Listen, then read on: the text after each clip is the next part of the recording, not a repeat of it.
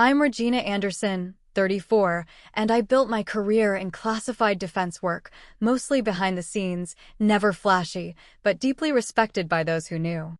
For years, I supported my family quietly, covering bills, editing grad school papers, helping without ever being asked twice. But when they mocked me at a family dinner, called me a deadbeat to my face, I made a decision that changed everything. Ever been underestimated by the very people you bent over backwards to help? If so, drop your story in the comments. You're not alone. Before we get into what happened, let me know where you're watching from. And if you've ever had to draw a line in the sand and walk away from those who refuse to see your worth, hit that like button and subscribe for more stories on boundaries, respect, and quiet justice. Because what happened next caught everyone off guard. I'm the oldest of three. Our family lived by a clear, if unspoken, hierarchy. Success looked a certain way: badges, medals, framed degrees in gold trim. If your achievements couldn't be announced at a dinner party or displayed on a mantle, they didn't count. My parents made that clear from early on. Dad served 22 years in the Navy, retired with honors.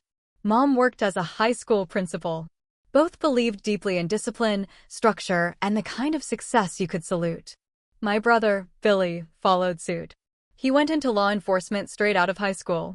Wore the uniform, drove the cruiser, brought his badge to every Thanksgiving like it was part of the dress code.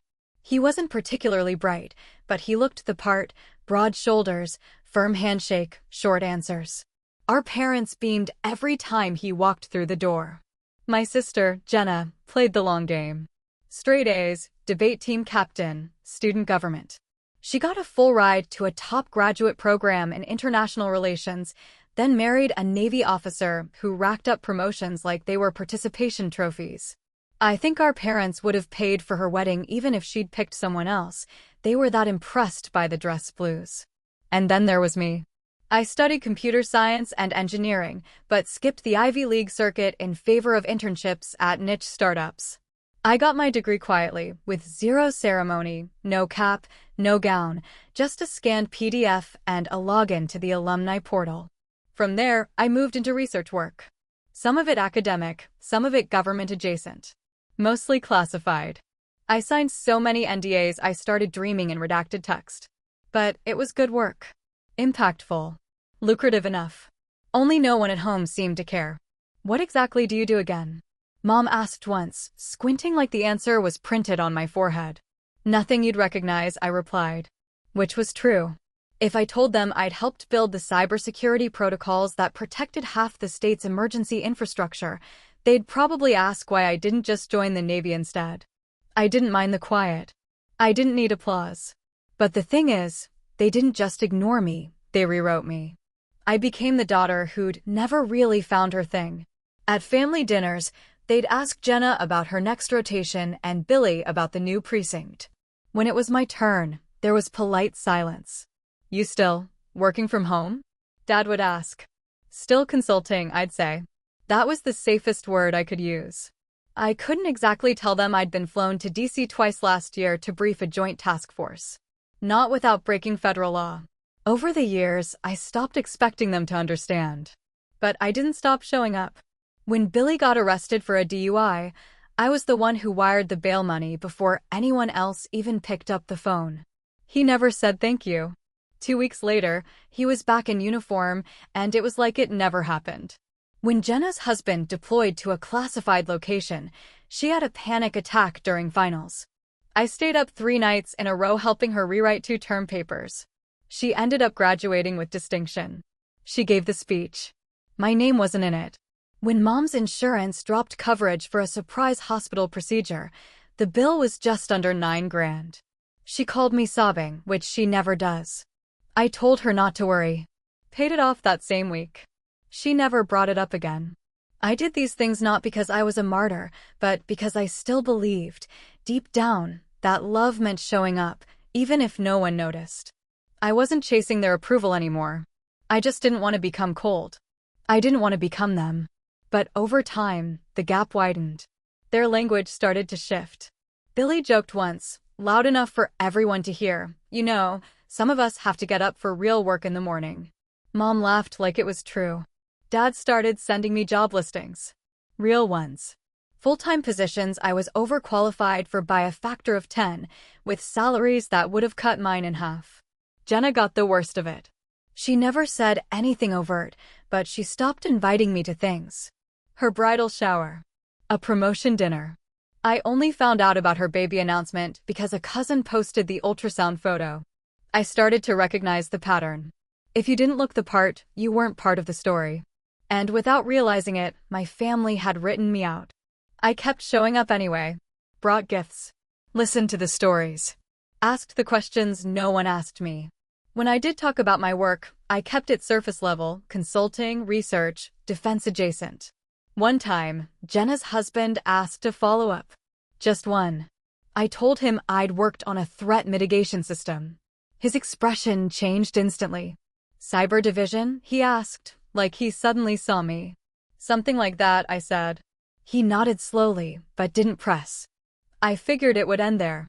Still, nothing changed. The next month, my dad introduced me at a family cookout as our daughter who works in tech. I think they didn't mean it cruelly, but the indifference had sharp edges. You learn to stop bleeding out over people who think your wounds are just quirks. You learn to let them believe what they want, until it's easier to stop offering the truth altogether. There was a moment, about a year before everything changed, when I nearly walked away for good. Billy had just made sergeant and threw himself a party. Full turnout, big banners, speeches, the whole thing. At one point, someone handed him the mic and asked him to thank the people who'd helped him the most. He thanked Jenna. Thanked Mom and Dad.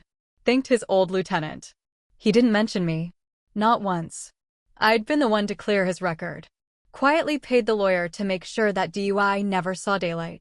That night, as I drove home, I realized that in their eyes, I was useful but not visible.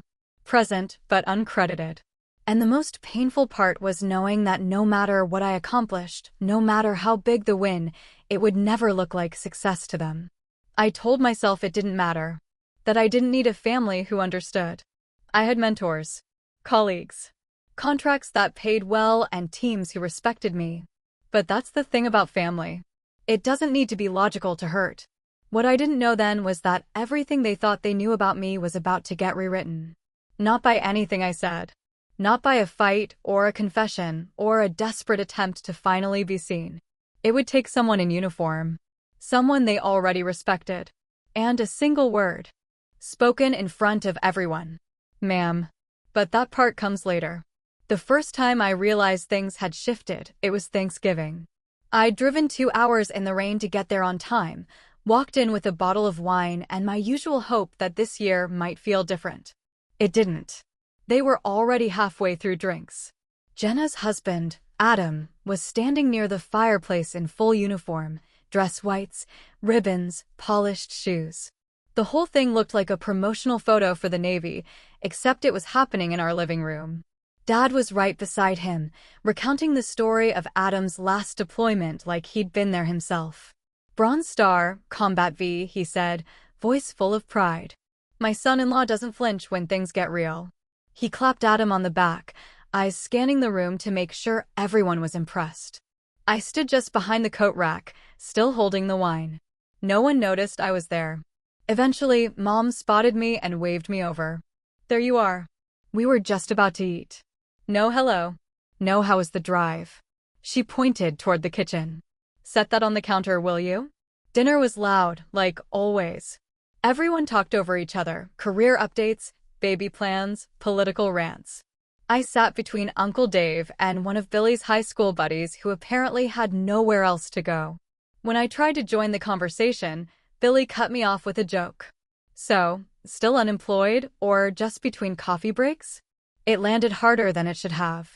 I didn't even have a chance to respond before Mom laughed and said, Billy, in that half-hearted tone she used when she didn't actually want him to stop. I took a sip of water. No one corrected him. No one asked what I was really doing. Which, at that time, was working on a classified threat assessment for a major defense contractor. I'd pulled 3 all-nighters that week. But to them, I might as well have been watching Netflix in my pajamas. Jenna didn't say anything. just focused on cutting her turkey into perfect bites, while Adam nodded along to Dad's retelling of someone else's war stories. I got through the meal without snapping. I helped clean up, washed dishes, even stayed for pie. When I finally left, it was raining again. The whole drive home, I thought about how easy it had become for them to treat me like furniture, there, but not part of the scene. It wasn't always like that. There was a time when my parents asked questions, even if they didn't understand the answers. But something changed when Jenna got married. Suddenly, her husband was the benchmark. He had the medals, the discipline, the respect. And even though I knew more about national security infrastructure than anyone else at that table, none of it counted unless it came with a salute. Mom started inviting me less. I didn't get a save the date for Jenna's promotion dinner. I only found out because a coworker posted photos, Jenna in a sleek navy dress, standing beside Adam and a small group of friends at some country club banquet hall. My parents were there too. So was Billy. My name wasn't even mentioned in the caption. At first, I told myself it was an oversight. People forget things. Plans shift. But then it happened again. Family brunch for Dad's birthday. I found out about it the day before when Jenna sent a text asking if I was coming after all. I scrolled back. No previous invite. No heads up. When I replied that I hadn't known it was happening, she sent a thumbs up emoji. That was it. I showed up anyway. Sat at the far end of the table and made polite conversation with cousins I barely knew. Watched my father unwrap a plaque from Adam, something from his last deployment. It said honor, courage, commitment. Dad got choked up. This means a lot, he said, gripping Adam's hand like he'd raised him himself. I'd brought him a signed first edition of a naval history book he used to quote all the time. He opened it without comment, set it aside, and moved on to the next gift. Billy made a joke about how some people buy gifts, others collect dust. Another laugh. Another moment where I disappeared in plain sight. Adam never joined in. But he didn't step in either. He was polite always. But distant, like he was waiting for me to explain myself. He asked once, in passing, "What's your day-to-day like?" I gave him a generic answer. He nodded, said "sounds interesting," and left it there. I couldn't tell if he didn't care, or if he was trying not to say the wrong thing in front of my family. Either way, it didn't matter. The damage had been done. I stopped expecting warmth. I stopped thinking they'd ask. What bothered me wasn't that they misunderstood what I did. It was that they didn't want to understand. They had the version of me they preferred, directionless, aimless, vaguely unemployed, and they stuck to it. It fit better with their narrative. Billy leaned into it completely. Started calling me consultant, with air quotes. Told people I worked from her couch and was great at Googling things. At one point he asked me, dead serious, if I was on a sabbatical from actual employment. Didn't know you could take a break from not having a job, he said. I didn't answer. I didn't bother. It got easier to stay home. To claim work conflicts when invites came, if they came at all. I told myself I was busy. And I was. But deep down, I just couldn't stand being edited out of my own family story. The final straw came in spring. Jenna and Adam were hosting a dinner to celebrate Adam's new promotion. Captain. A big deal. Formal affair. Dress code, RSVP catered. I wasn't invited. Not officially. Not even through Jenna. I found out because the caterer texted me by mistake. They'd confused me with Jenna's coworker who shared my name. The message was meant to confirm a head count. When I replied and explained the mix-up, the caterer apologized. Thought you were one of the sisters, she said. I didn't correct her. I didn't attend. I stayed home that night, ordered takeout, and read through the latest round of internal security audits from a client under federal oversight. Work that would eventually be cited in a policy briefing. Work that mattered. When photos from the dinner surfaced online, I looked at them longer than I should have. Adam in uniform again, standing next to Jenna in a tailored navy jumpsuit. Dad giving a toast. Mom teary-eyed. Billy in the background with his beer and his badge. Everyone clapping. I wasn't there. But I knew the story they were telling. The responsible son. The accomplished daughter. The strong son-in-law. The respectable family. And me? I wasn't even part of the caption. Jenna's birthday dinner was held at a rented banquet hall just outside the city, the kind with polished floors, high ceilings, and enough mirrors to make it feel more crowded than it actually was. The invitation had come late, 2 days before the event.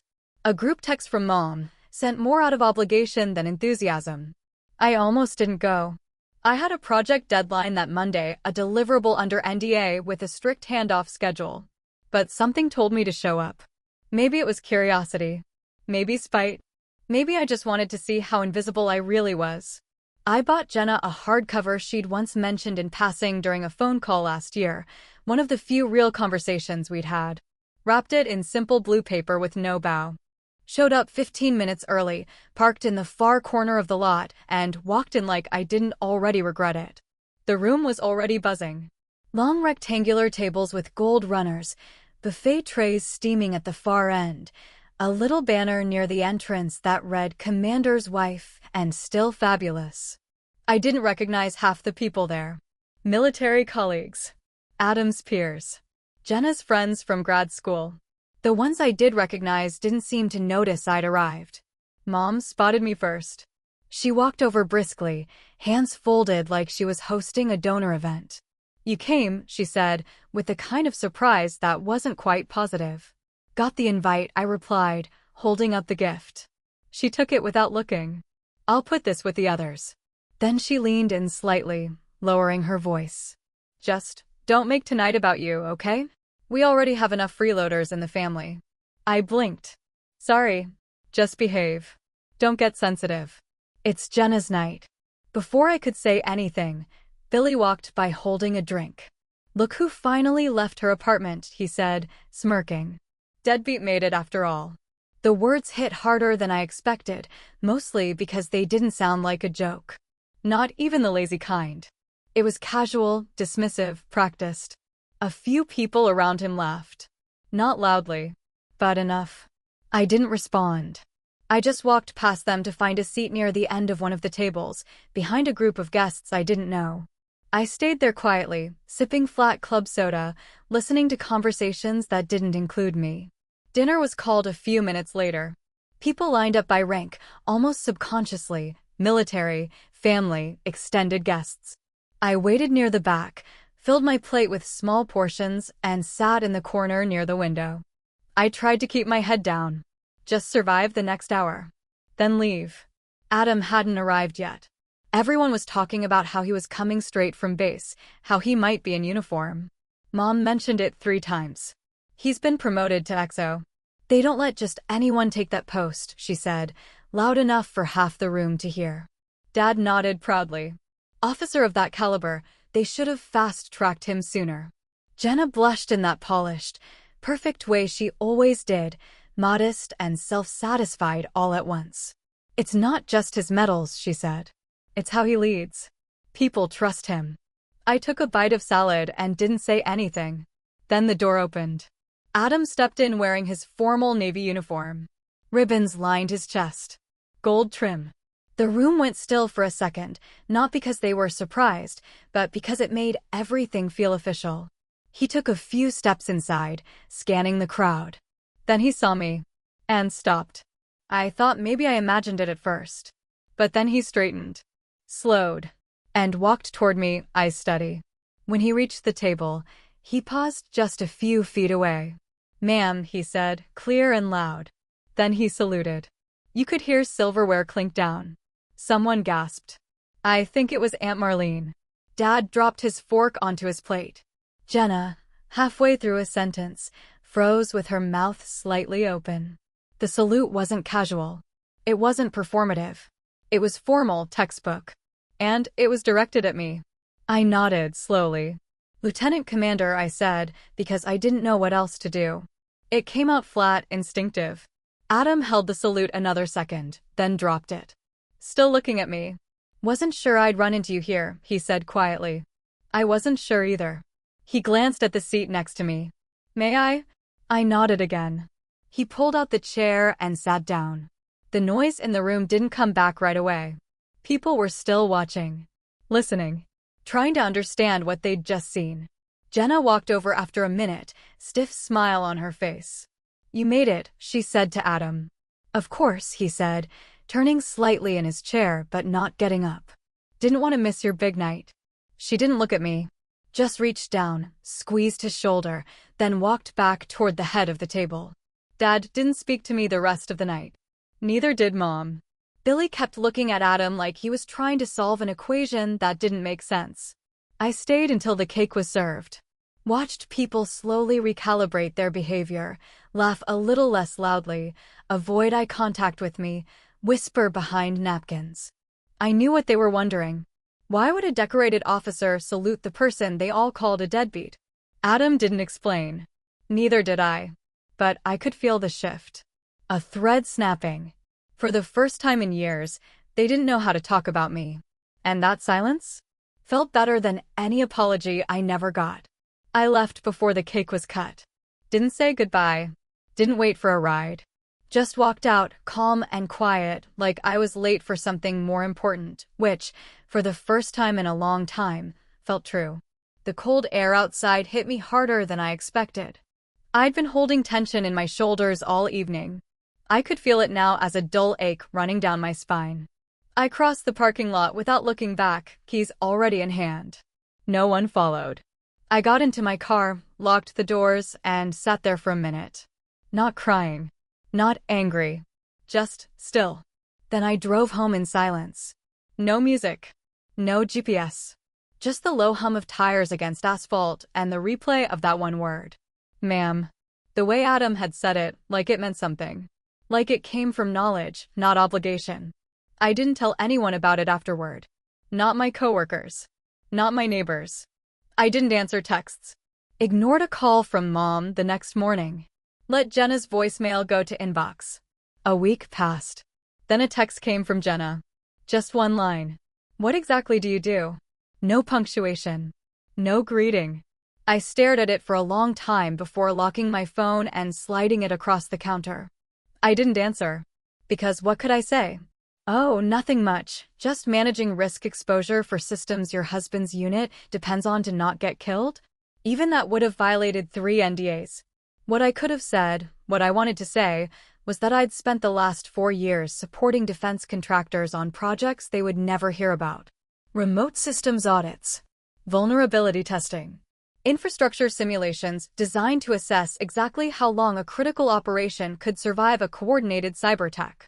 Last quarter, I'd worked directly on a secure communications protocol Adam's team was now using on the field. He knew. Not the full details. But enough. And when he saw me, he saw something they never did. I wasn't just his wife's older sister. I was someone who'd helped keep him alive. I didn't respond to Jenna's message because I finally understood that an explanation wouldn't change anything. If they couldn't recognize my value without credentials stamped in gold, they didn't deserve access to what I'd built. For years, I told myself their dismissal didn't bother me. I said it wasn't personal, that they just didn't get it, that I couldn't expect people with traditional careers to understand classified work. But that night at the banquet, watching my dad's fork hit his plate and my sister's face drain of color, I realized something that rattled me. I had let it happen. Not the disrespect. That was theirs to own. But the silence? The way I shrank into the background every time they made a joke, or rewrote the narrative, or left me out of conversations I should have been at the center of.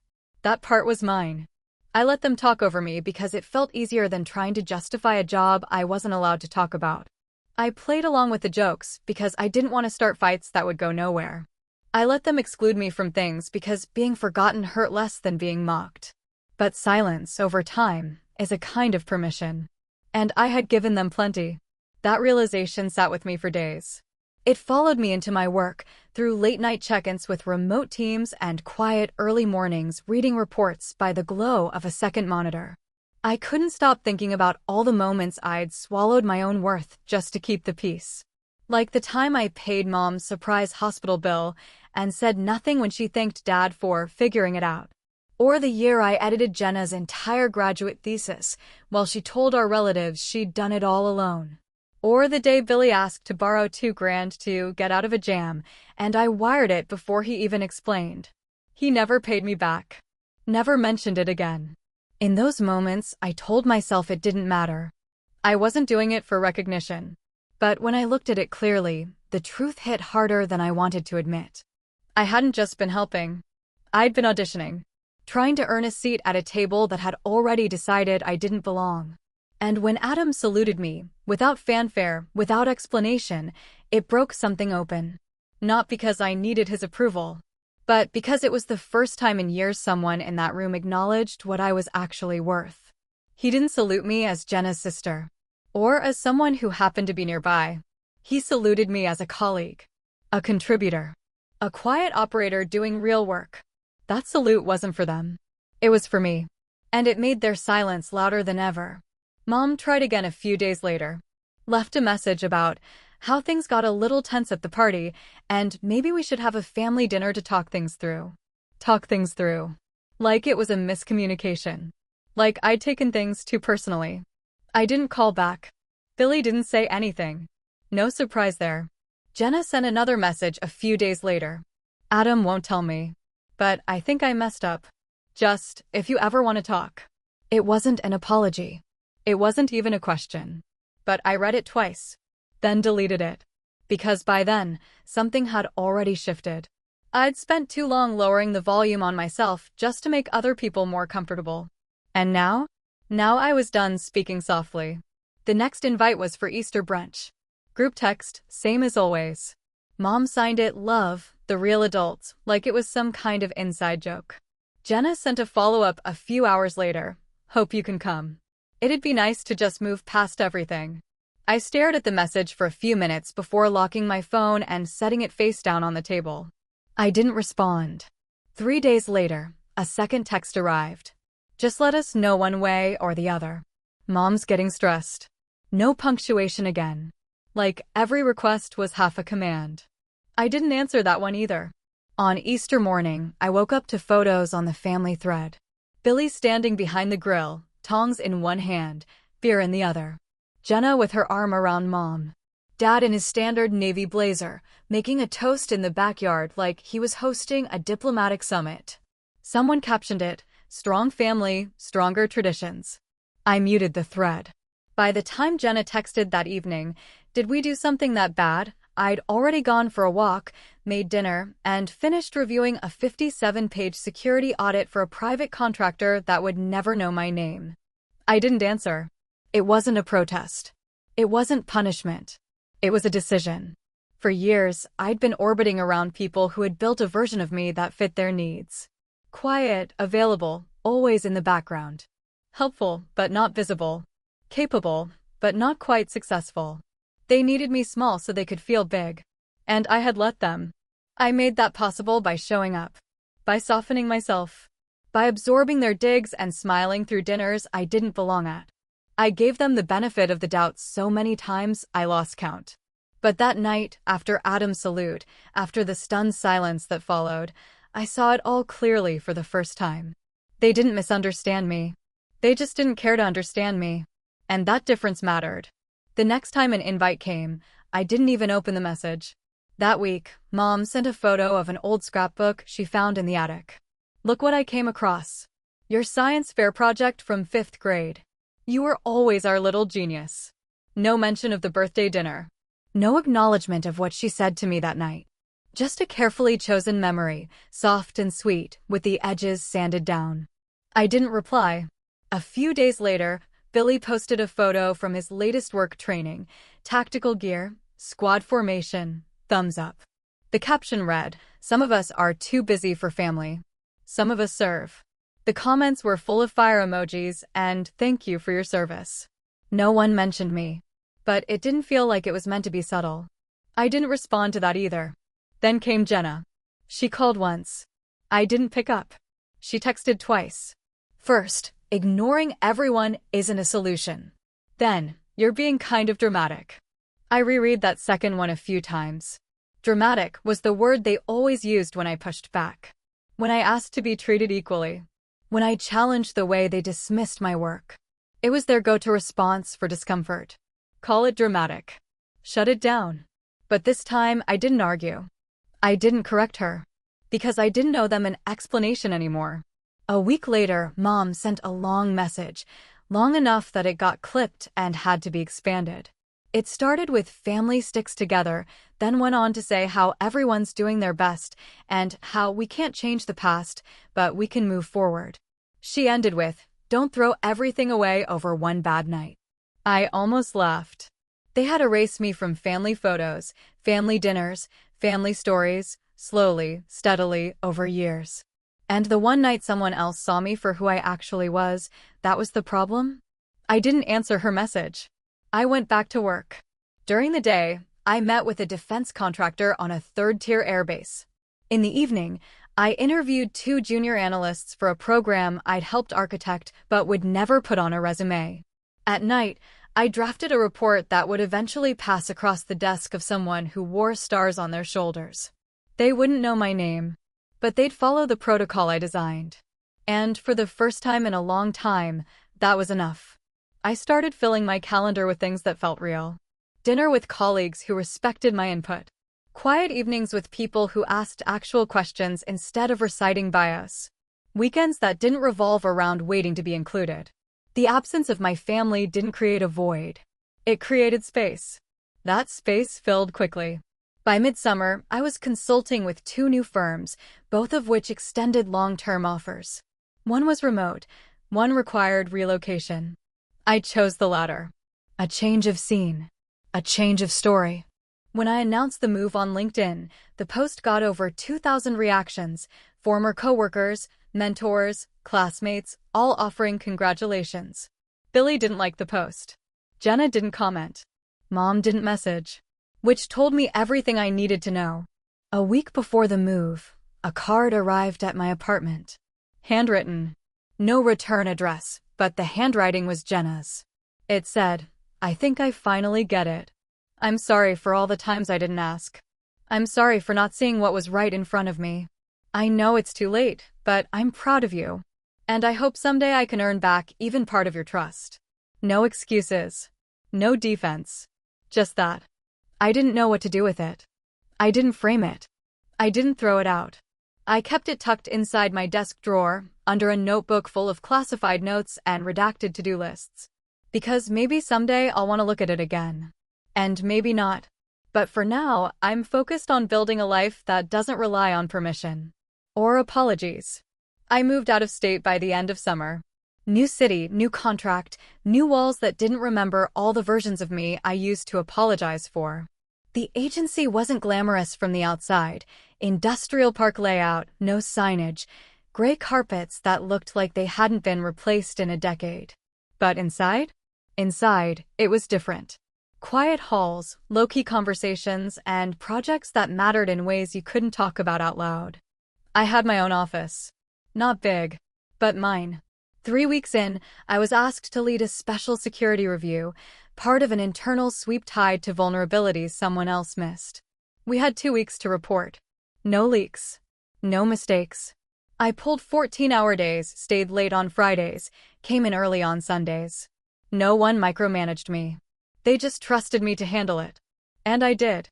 When the report was submitted, it was clean, airtight, and flagged 3 critical issues that no one else had caught. 2 of those issues were patched within 48 hours. The third triggered a protocol rewrite for an entire division. My director stopped me in the hallway the following Monday. "We're moving you up," he said simply. "Not because of that report. Because of how you did it." That's how I got the title change, lead systems advisor. Not bad for someone whose own brother still thought I worked in customer support. By fall, word had started circulating. Not publicly. Not online. But inside the family. Apparently Adam had spoken up at another dinner I wasn't invited to. Someone made a joke about me being too good for brunch now, and Adam cut in. "You do know what she actually does, right?" he said. That was it. Just a question. I heard it secondhand from a cousin who reached out months later. Said the room got quiet. Said Dad didn't say much after that. Billy, who usually filled the space with something smug, reportedly left early. I didn't feel satisfaction. I felt something closer to neutrality. It wasn't vindication. Just math. They'd underestimated me for years. Assumed silence meant irrelevance. Now the equation didn't balance, and they didn't know how to solve it. Meanwhile, my work kept growing. A former colleague recommended me for a closed-door summit, one of those industry events without a website. The kind where phones get sealed in opaque bags and attendees are on a first-name-only basis. The panel was on information integrity across supply chains. I didn't present under my full name, just a code name and a number. But afterward, 3 women in the audience came up to me and asked to connect. Said they'd never seen someone walk that line, technical and strategic, with so much clarity. I gave them my burner email. 2 months later, I mentored one of them through a proposal that got her hired at one of the top 3 defense analytics firms in the country. That same season, I was invited to a second summit. Smaller. Higher stakes. I was the only woman on the panel. The only person under 40. The moderator introduced me with one sentence: "Her work keeps things from breaking where it matters most." That line stayed with me, because that's what I'd always been doing. Quietly. Without applause. Without credit. Keeping things from breaking. Keeping people safe, even when they didn't know they were at risk. One night in early winter, I stayed late reviewing a vulnerability report that traced back to a civilian subcontractor. It was the kind of hole that could lead to a cascade failure across 2 systems. I flagged it, annotated it, rerouted it to the correct protocol group. As I signed the file, I thought about Adam. About that salute. It wasn't a performance. It wasn't pity. It was recognition. From someone who knew the stakes. Who'd seen firsthand what could go wrong when people got too comfortable with not asking questions. That night, I got an unexpected email. Not from Jenna. Not from my parents. From Adam. The subject line was blank. The message was short. "Just wanted you to know. They're starting to listen. Slowly. But they are." There was no signature. No follow-up. I didn't reply. But I didn't delete it either. Later that week, I had coffee with a junior analyst on our team, fresh out of grad school, nervous in all the ways I used to be. She asked if it ever got easier. I didn't lie. "It gets different," I said. "And you get better at trusting your own weight." She nodded like she understood, even if she didn't fully. But I could see it. The edge of confidence forming. That quiet fire. I sent her a follow-up email later that night. A few resources. A recommendation. A message she'd be able to reread when the work got heavy. Helping her felt better than any reunion I wasn't attending. That month, I started blocking off 1 hour every Friday for mentorship sessions. Nothing official. Just a standing window. If someone booked it, they got my full attention. If no one did, I used the time to write. Not about family. Not about wounds. Just about systems that worked. Ones that didn't. I built things. Strengthened the things that mattered. And the rest? I let it go. Because transformation isn't always loud. It doesn't always show up with fireworks or applause. Sometimes it looks like a quiet inbox. A muted thread. A door you choose not to open, even when you still have the key. And sometimes, it looks like an empty room and your own voice, finally loud enough to fill it. It was almost spring when Jenna reached out again. The message came on a Tuesday, buried under work emails and system alerts. The subject line was blank. The body just said, "I know you don't owe me a reply. But I'm sorry. For everything." I sat with it for a while. Not because I didn't know what to say, just because I wasn't sure it was worth saying anything at all. For months, I'd been building something without her. Without any of them. And it worked. My life was functional, full. There were people I trusted, routines that made sense, and work that respected me without needing a backstory. I didn't need Jenna. But that wasn't the same as not caring. I left the message unread for 2 days. Then I replied, "What exactly are you sorry for?" She responded the same afternoon. No defensiveness. No qualifiers. For believing what was easier to believe. For letting people minimize you because it made our lives more comfortable. For laughing when I should have asked. For not knowing how much you were carrying, and for not trying to find out. It was the first time she'd said anything without hiding behind emojis or excuses. The tone was different. Measured. Real. I agreed to a phone call. We didn't set a time. She just said, "Call me when it doesn't feel like a burden." I called her 2 nights later. She picked up on the second ring, quiet at first. I could hear her breathing, like she wasn't sure where to start. I should have seen it sooner, she said finally. Adam told me after that night. Not everything. Just enough. I didn't say anything. I wanted her to keep going. He said he'd never seen that kind of work outside of combat ops. That your name came up in secure briefings. He didn't tell me details. He couldn't. But he said if I knew even half of what you do, I'd never call you a deadbeat again. I let out a short breath. He saluted me.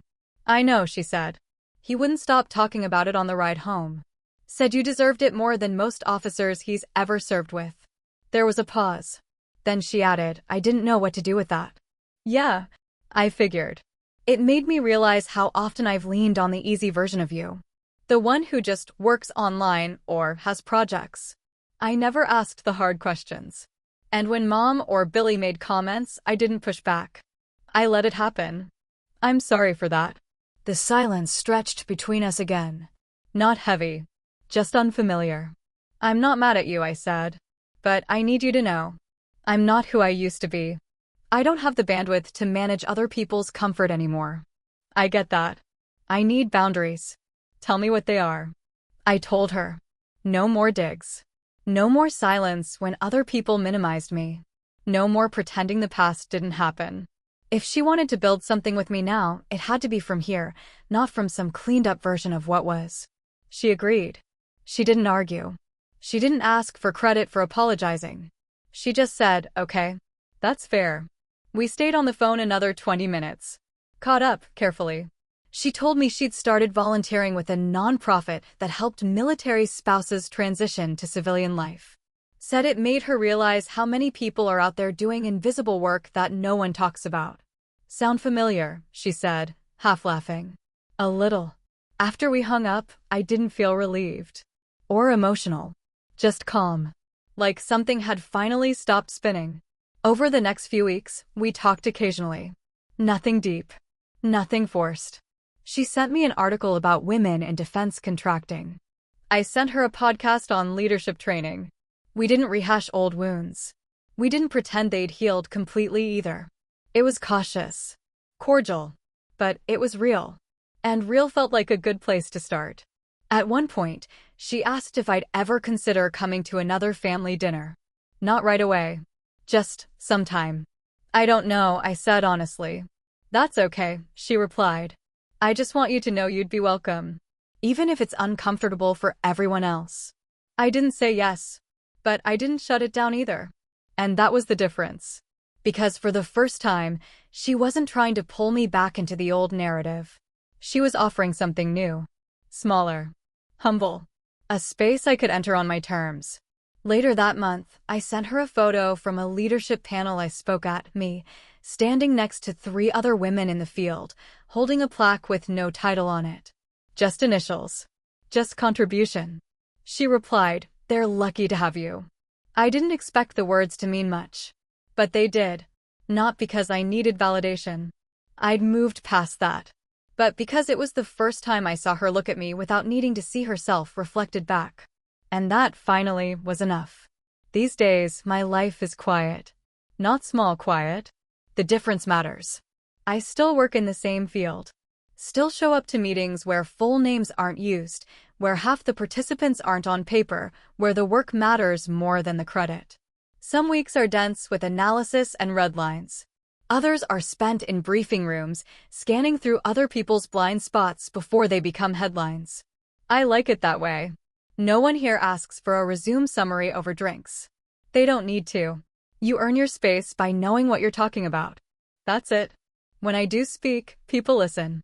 Not because I talk louder now. Because they've learned not to assume quiet means uncertain. Last week, I trained a team of new analysts, sharp, curious, full of all the ambition I used to keep to myself. One of them stayed after the session ended and asked me if I ever felt overlooked when I started out. I didn't give her the whole story. Just said, I used to mistake silence for peace. It wasn't. It was erasure. She nodded like she understood, even if the edges hadn't reached her yet. She will. My office isn't flashy. No windows. But the light's clean and the desk is mine. There's a small framed photo of a coastline from a trip I took alone last year. And next to it, folded carefully into the corner of a drawer, is that old note from Jenna. Still creased. Still legible. We talk now occasionally. We're not close. But there's space between us again, real, shared space, not built on guilt or tension or nostalgia.